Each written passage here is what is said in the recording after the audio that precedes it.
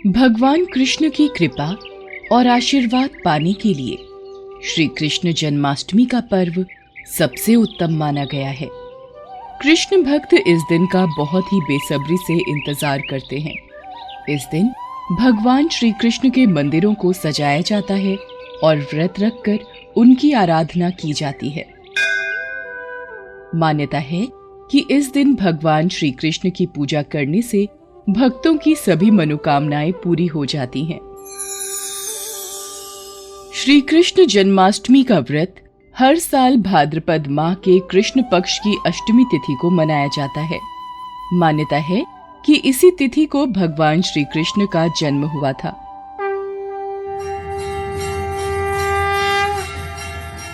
भगवान कृष्ण की भक्ति की कथाएं बहुत ही अनोखी हैं। ऐसी ही कहानी एक बुढ़िया की है, जिसकी भक्ति भावना से उसे भगवान के आशीर्वाद से मोक्ष प्राप्त हुआ। एक गांव में एक बुढ़िया रहती थी। उसका आगे पीछे कोई नहीं था। एक दिन उस गांव में एक साधु आया। बूढ़ी माई ने साधु का बहुत ही प्रेम पूर्वक आदर सत्कार किया। जब साधु जाने लगा तो बुढ़िया ने कहा, महात्मा जी, आप तो ईश्वर के परम भक्त हैं। कृपा करके मुझे ऐसा आशीर्वाद दीजिए जिससे मेरा अकेलापन दूर हो जाए।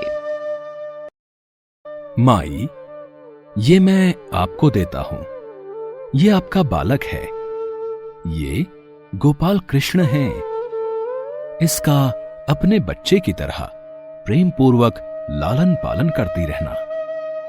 वो बुढ़िया माई गोपाल कृष्ण की छवि पकड़ बहुत खुश हुई और बड़े लाड प्यार से ठाकुर जी का लालन पालन करने लगी। मेरा लड्डू गोपाल दूध पिएगा, माखन खाएगा।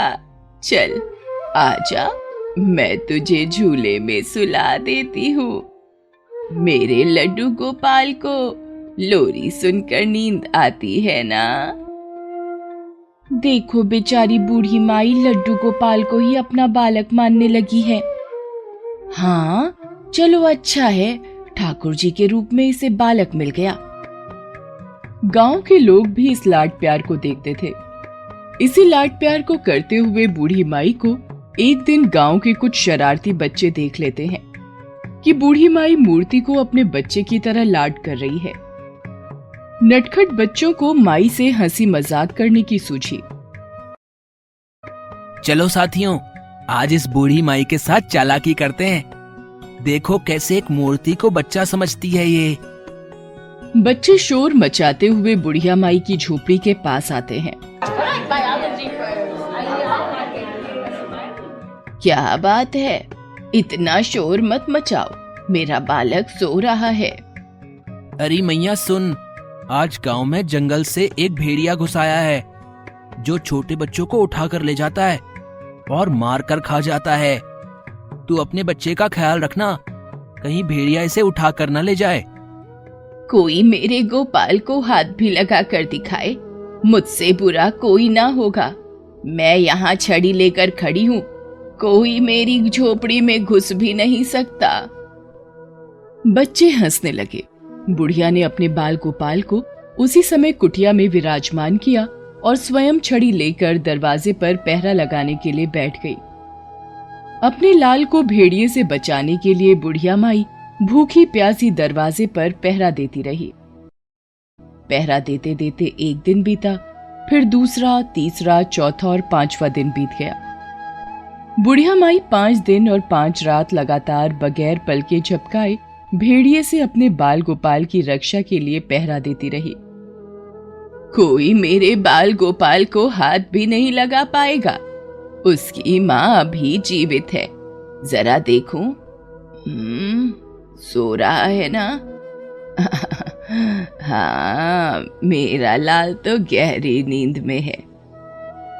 यहीं झोपड़ी के बाहर बैठी रहूंगी, पर इसे कुछ नहीं होने दूंगी। भोली भाली बूढ़ी मैया का ये भाव देखकर भगवान कृष्ण का हृदय प्रेम से भर गया। मैया, तुम्हारी कोमल भक्ति देखकर तो मेरा भी मन तुमसे मिलने को विचलित है माई।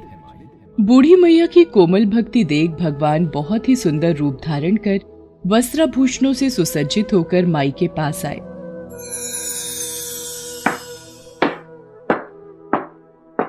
पांव की आहट पाकर बूढ़ी माई डर गई। अरे ये किसके कदमों की आहट है? कहीं दुष्ट भेड़िया तो नहीं आ गया मेरे लाल को उठाने? मेरी छड़ी कहाँ है? ये रही। मेरे बच्चे को कोई नहीं ले जा सकता, वो भेड़िया भी नहीं ले जा पाएगा। मैया मैं हूं, मैं तेरा वही बालक हूं जिसकी तुम रक्षा करती हो। देखो मुझे। क्या? चल हट, तेरे जैसे बहुत देखे हैं। तेरे जैसे सैकड़ों अपने लाल पर न्योछावर कर दूं। अब ऐसे मत कहियो, चल भाग जा यहाँ से, तू मेरा लाल नहीं हो सकता।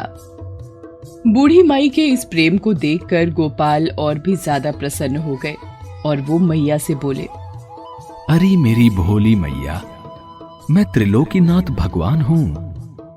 तूने मेरी बहुत सेवा की है, मुझसे जो चाहे वर मांग ले, मैं तेरी भक्ति से प्रसन्न हूं।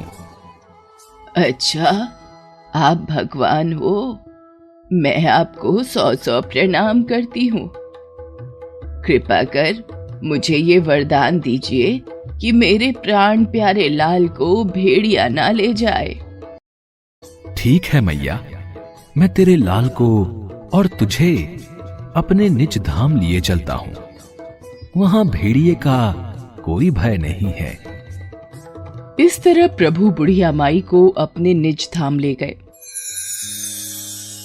भगवान कृष्ण की लीला भी अद्भुत है। वो अपने भक्तों को कभी कोई कष्ट नहीं होने देते। कृष्ण के अनन्य भक्त जन्माष्टमी की तैयारियों में लग जाते हैं।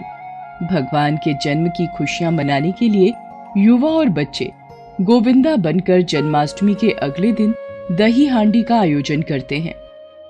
देश भर में जगह जगह चौराहों पर दही और मक्खन से भरी मटकियां लटकाई जाती हैं और गोविंदाओं द्वारा मानव पिरामिड बनाकर एक दूसरे के ऊपर चढ़कर इसे तोड़ा जाता है। श्री कृष्ण जन्मोत्सव पर पूरी मथुरा और वहां पहुंचे श्रद्धालु कृष्णमय हो जाते हैं। मंदिरों को खास तौर पर सजाया जाता है। मथुरा और आसपास के इलाकों में जन्माष्टमी में स्त्री के साथ साथ पुरुष भी 12 बजे तक व्रत रखते हैं। इस दिन मंदिरों में झांकियां सजाई जाती हैं और भगवान कृष्ण को झूला झुलाया जाता है और रासलीला का आयोजन होता है। इसी तरह पूरा देश जन्माष्टमी के त्योहार का आनंद लेता है।